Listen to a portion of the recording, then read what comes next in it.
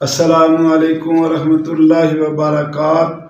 जैसा कि आप देख रहे हैं, हमारा यूट्यूब चैनल अत्तैयार दारुल इलाज भागटा वाला, आपका मेज़बान हकीम मोहम्मद रफ़ीक भागटा वाला आपसे मुखातब है।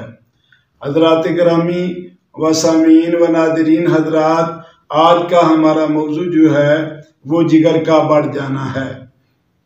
जिगर का बढ़ जाना जो है वो अपने हुजम में यानी हुजम के लिहाज से बढ़ जाता है, और इसका सबब जो है वो तस्कीन है, यानी जिगर में तस्कीन और सुकून हो जाता है, और इंसान जो है वो मुसलसल एक जैसी चीज़ें खाता रहता है। मिसाल के तौर पर ठंडी चीज़ें ज़्यादा खाना या खुशक सर्द चीज़ें ज़्यादा मुसलसल खाने की वजह से जिगर में सुकून हो जाता है और उज़लात में तहरीक हो जाती है।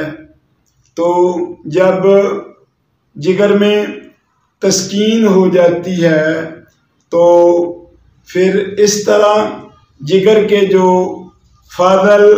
फुज़लात होते हैं या फादल मादे होते हैं वो जिगर में रुक जाने की वजह से जिगर जो है वो बढ़ जाता है और बीमारी पैदा हो जाती है।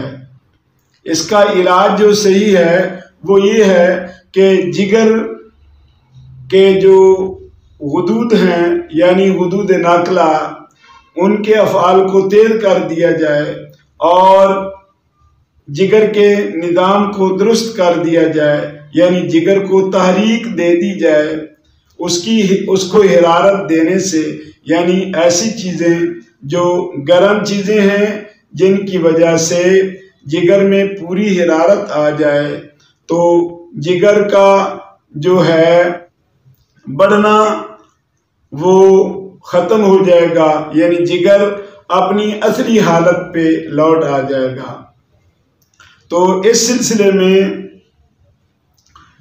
जो है ऐसी ग़िज़ाएँ इस्तेमाल करनी हैं जो जिगर को तहरीक दें। मिसाल के तौर पर बकरे का गोश्त, काले चने और करेले,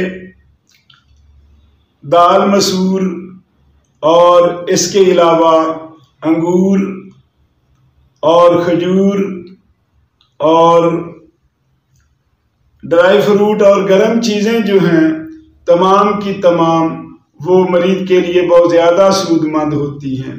इसके अलावा ये हमारा नुस्खा जो है ये बहुत ज़्यादा मुफीद और कारगर है, और खाते ही मरीज़ के जिगर को दुरुस्त कर देता है, और इसका जो बढ़ जाना है यानी बढ़ा हुआ जिगर जो है वो सही अपने असल मुकाम पर आकर बंदे को सेहतमंद और तंदुरुस्त कर देता है।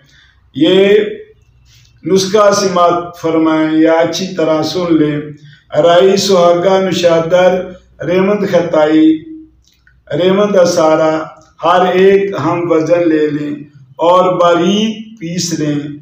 उसके बाद 4 रत्ती से 1 माशा तक दिन में 3 मरतबा हमरा पानी या हमरा ऊँटनी के दूध के साथ इस्तेमाल कराएं, तो जिगर बहुत तेज़ी के साथ बढ़ा हुआ अपनी ओरिजिनल और असली हालत पर आ जाएगा। मरीज़ सेहतमंद और तंदुरुस्त हो जाएगा। वमा अलैना इल्लल बलाग।